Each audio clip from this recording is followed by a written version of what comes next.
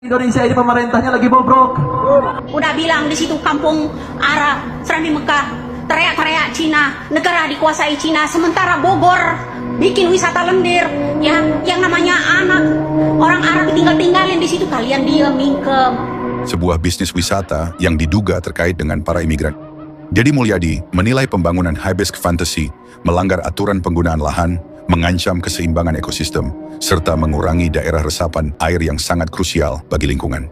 Tapi tunggu dulu, ini bukan pertama kalinya tanah di puncak menjadi arena perdebatan sengit.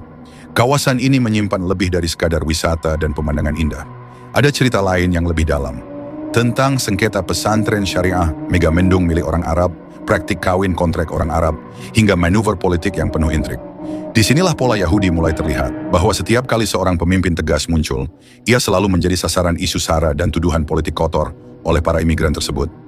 Kita tidak boleh mengabaikan penerapan hukum yang sepatutnya, dampak moral bagi generasi muda, dan wibawa bangsa yang menjunjung nilai budaya leluhur Nusantara. Ini aku Indonesia dengan seluruh tumpah darahku. Di sini aku berdiri, di sini aku berjanji, di sini aku mengabdi. Tak ada satu detik pun bagi diriku kecuali mencintai Indonesia. Seluruh jiwa ragaku tertumpah bagi Indonesia. Ketika kita tergeser di negeri kita sendiri, tumbuh menjadi bangsa yang tidak memiliki kedaulatan apapun, tidak memiliki kedaulatan di bidang ekonomi, tidak memiliki kedaulatan di bidang politik, tidak memiliki kedaulatan di bidang sosial, tidak memiliki kedaulatan di bidang kebudayaan. Maka pertanyaannya adalah, kau telah menyanyiakan seluruh darah yang tertutur para pahlawan. Kami adalah majikan kalian. Kami adalah pemilik bangsa. Kami adalah pemilik kedaulatan Indonesia. Karena di dalam tubuh kami mengalir darah suci kakek kami Rasulullah. Diam saudara.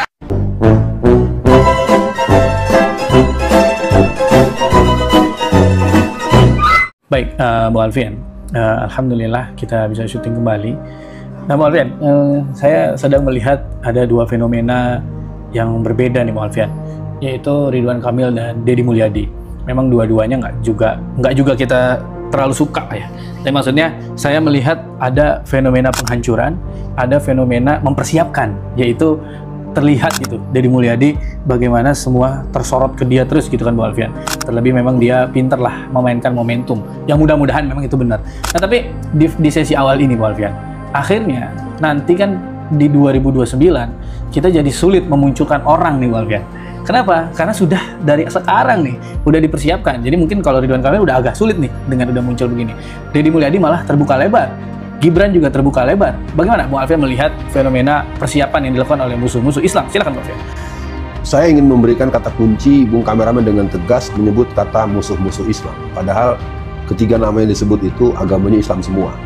Nah, untuk pemirsa, saya ingin memberikan satu alasan kenapa seorang bung kameramen sampai menyebut kalimat itu. Karena memang keberadaan kepemimpinan yang muncul dalam era di negeri kita sejak zaman Soekarno sampai hari ini, kita memang tidak pernah merasakan pemimpin yang memberikan sentuhan-sentuhan yang penuh dengan ruhul diniyah, ruhul islamiyah, dan ruhul mawaddah warahmah dalam konteks keluarga bangsa, keluarga negara, keluarga Indonesia. Dan ini penting saya perdengarkan. Jadi kembali kepada sehubungan dengan munculnya Ridwan Kamil yang rumahnya sudah mulai dilakukan proses penelitian atau penyelidikan atau bentuk inspeksi atau bentuk, ya kalau bahasa saya diobrak-abrik oleh KPK untuk mendapatkan apa dan bagaimana. Dan orang yang bernama Deddy Mulyadi, kemenangan orang ini jadi gubernur Jawa Barat di Tenggarai bahwa memang dia melakukan persiapan sejak dia menjadi wali kota Purwakarta 10 tahun yang lalu. Sehingga dia punya kerja kurang lebih 10 tahun efektif untuk membangun basis-basis dukungan, jaringan segala macam. Nah, untuk Gibran ini sangat berbahaya. Saya yang menguasai perjalanan sejarah perjuangan politik umat Islam, Gibran memang disiapkan dengan cara-cara yang menurut saya tidak bisa dilihat sambil lalu. Pertama, munculnya the next president yang diawali dengan posisi dia sebagai wali kota Solo, yang kemudian ternyata sepengetahuan saya, dia mempunyai 3-7 konsultan politik yang berkaliber internasional untuk menata dia untuk muncul sebagai orang yang seolah-olah hanya only one choice, hanya dia saja yang layak jadi presiden. Saya ingin mengatakan potensi yang sama sebenarnya ada pada Pak Anies.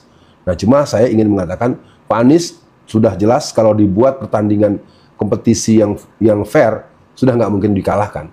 Dengan yang menang sekarang pun Pak Anies sesungguhnya pasti menang, insya Allah kalau fair. Nah, menjawab pertanyaan atau opini awal, Bung Kameramen, sebenarnya inilah yang membuat saya suka protes kepada beberapa kawan-kawan di berbagai grup WhatsApp. Mengapa kita terus menceritakan keculasan lawan, kecurangan lawan, tapi kita tidak membangun hegemonik konstruktif, di mana kita tidak membuat satu konsolidasi potensi yang menurut saya bisa. Maka itu, saya mencoba untuk melaporkan secara umum bahwa sampai terakhir kemarin tanggal 9 Maret, tentu dengan teman-teman yang memahami hakikat proses yang dimaksud, kita sudah menyelenggarakan pendidikan politik Islam angkatan ke-29. Dan kita akan langsungkan terus dengan perbaikan, dengan perapihan, dan terus artinya untuk mencoba membuat jawaban alternatif yang tersebar, yang luas, yang real, dan solutif. Dan tentu ini tidak mungkin dibahas dalam waktu yang singkat, dan juga tidak diperlukan dibahas di forum-forum yang terbuka. Kata kuncinya, Ridwan Kamil kemungkinan besar masuk kotak, Deddy Mulyadi akan membangun hegemonik dengan menggabungkan pola-pola sekuler, pola-pola yang anti-Islam, dan Gibran akan menggunakan pola-pola robotik ya, karena dia adalah sebetulnya tidak ada apa-apa. Begitu Bung Kameramen. Ya, Bung Alfian, kalau menarik nih Bung Alfian, kalau kita melihat kan, kita memang lebih sering umat Islam itu bereaksi Bung Alfian. Nah maksudnya, misalkan kita punya calon, udah nih Pak Anies misalkan di 2029, bagaimana kita juga mempersiapkan, bukan hanya mempersiapkan kemenangan Bung Alfian, misalkan mempersiapkan menghadang kecurangan. Nah ini kan yang mungkin tidak difikirkan banyak orang, karena dia mikirnya, udahlah Anies sudah bagus, udah ini tinggal dipoles dikit. Nah itu kan yang sering kita remehkan, akhirnya menjadi kesulitan kita nanti akhirnya. Mungkin Bung Alfian, di sesi tengah ini, kita masuk dalam pendidikan politik yang Bu Alfian galakan belakangan ini. Apa sebetulnya masalah utama yang dihadapi oleh masyarakat di bawah? Akhirnya mereka tidak mempunyai proyeksi kemenangan bersama, Bu Alfian. Apakah karena mereka hanya berpikir, udah ntar gue mah siapapun calon, ntar gue tinggal pilih-pilih yang mana yang terbaik. Ada calon mana, gue pilih-pilih lagi yang terbaik. Jadi ujungnya kita hanya kayak ujian, Bu Alfian. Nunggu ada soal doa. Nah gimana di sesi tengah ini, apa yang ingin Bu Alfian ingatkan kepada masyarakat? Bahwa kita nggak boleh begini terus. Silakan. Ini dialog yang membutuhkan pembahasan yang agak panjang dan mendalam. Saya mencoba merespon awal untuk yang di tengah tadi. Sesungguhnya kecurangan itu bukan hanya dideskripsikan. Kecurangan itu harus dilawan, bahkan kecurangan itu harus diperangi. Makanya saya ingin mengatakan sekitar 35 tahun saya aktif langsung dalam peran-peran praktek politik di negeri kita sejak tahun 1982, dan saya mencoba beristirahat tanda kutip ya, berhenti sejenak tahun 2017, dan sejak 2020 saya mencoba untuk kembali membangun peran-peran partisipatif yang tentu diawali dengan mobilitatif. Jadi saya sering membahasakan mobilisasi partisipasi. Maka yang perlu dilakukan ke depan adalah membangun kekuatan. Kalau ada dinasti A, dinasti B, dinasti C, sebutlah dinasti Pasarau, dinasti Cipondoh, dinasti Solo, kita harus buat dinasti umat Islam, dan ini bisa dibahasakan dengan baik kepada tokoh-tokoh dan ulama-ulama NU garis lurus, kepada tokoh-tokoh Muhammadiyah yang punya visi yang kuat sejak tahun 1950-an terhadap persoalan-persoalan politik, dan juga pada generasi tahun 80-an yang banyak belajar di berbagai di mancanegara untuk ilmu politik. Apa yang diperlukan berikutnya adalah memberikan proses penyebaran kesadaran yang luas bahwa ada satu peran yang tidak cukup kita berikan porsi yang memadai, yaitu peran politik. Tentu peran tersebut dimaknai sebagai bentuk yang berkesesuaian dengan ajaran. Ajaran Islam mengajar kita untuk mengambil peran-peran ibadah, peran-peran muamalah, dan peran-peran sia-sia. Itu yang berhubungan dengan itu. Yang berikutnya adalah hal-hal yang berhubungan dengan sejarah.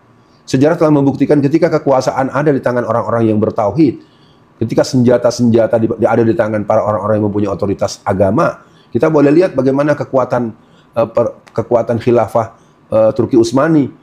Dan atau kita lihat dalam sejarah Islam sejak Rasulullah dan kemudian 4 para sahabat yang dilanjutkan oleh Bani Utsmaniyah dan seterusnya, Bani Abbasiyah, dan berbagai langkah-langkah yang ditempuh oleh pendahulu kita.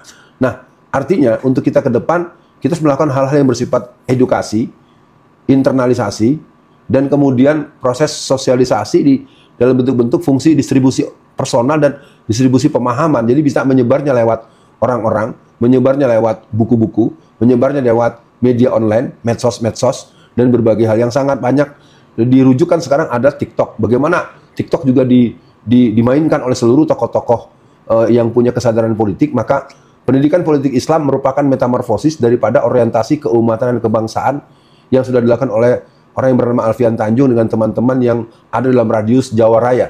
Kawan-kawan di Jawa Tengah, khusus di Solo Raya, kita sudah memulai sejak tanggal 11-12 Desember 2022 yang kemudian mengalami proses selama kurang lebih 10 angkatan. Kita mulai start dengan nama Pendidikan Politik Islam pada tanggal 10 September 2023. Di tahun ini, bulan Maret tanggal 9, kita sudah selesaikan angkatan ke-29, yang di jeda perjalanan kita sempat berinteraksi dengan PQ, Political Question yang dibesut atau yang diolah oleh Bung Eep, dan kita akan lakukan penataan lebih sempurna, lebih baik, dan lebih terukur. Itu mungkin respon tengahannya. Ya, Bu Alfian, menarik memang karena kan kita melihat ya bagaimana Bu Alfian, Pak Eep juga melakukan hal yang sama lah, walaupun mungkin konsep penamaan yang berbeda-beda, Bu Alfian. Nah, Bu Alfian, saya tertarik ya, maksudnya dengan ada angkatan sekian, bahkan kan nanti insya Allah di tanggal 16 akan menjadi angkatan yang ke-30 ya, Bu Alfian. Ya, betul. Nah, ini kan lagi-lagi semua kita pengennya kan bukan hanya sekedar jumlah angkatan kan, Bu Alfian, tapi bagaimana itu berimplikasi positif. Nah, kalau tadi Bu Alfian sampaikan tentang PQ, ini kan saya akan bacakan singkatannya, maksudnya rangkaian PQ kemarin. Bagaimana kita bisa membangun kesadaran, kemudian membangun kekuatan, kemudian akhirnya merebut kesempatan. Nah, mungkin untuk akhir sesi kali ini, penamaan yang berbeda, tapi dengan maksud yang sama, ini kan perlu terus digaungkan di masyarakat, Bu Alfian. Tapi masalahnya, masyarakat kita ini masih antipati ketika mendengar kata politik. Jadi mungkin untuk akhir sesi kali ini, bagaimana dengan bahasa yang paling sederhana, dengan bahasa yang paling ringan, Bu Alfian mengajak masyarakat, tokoh agama, aktivis, pelajar, milenial, Gen Z, bahwa jadi ada yang ngomong gini, Bu Alfian, lu marah-marahin orang yang demo, padahal orang demo itu adalah buruh. Tapi ketika hasil demo buruh itu berhasil, lu menikmati UMR naik. Nah gitu kira-kira. Jadi mungkin untuk closingnya untuk tanggal 16, Bu Alfian, dan acara-acara pendidikan politik selanjutnya, apa kata kunci ajakan Bu Alfian untuk teman-teman yang menonton channel Bu Alfian? Silakan. Ya, yang jelas PPI ke-30 insya Allah akan berlangsung. Memang kita membatasi peserta dari hasil syura panitia. Kita telah memutuskan peserta standar kita hanya 25 orang. Dan kalau terpaksa kebanyakan, saya hanya memberikan toleransi maksimal hanya 50 orang.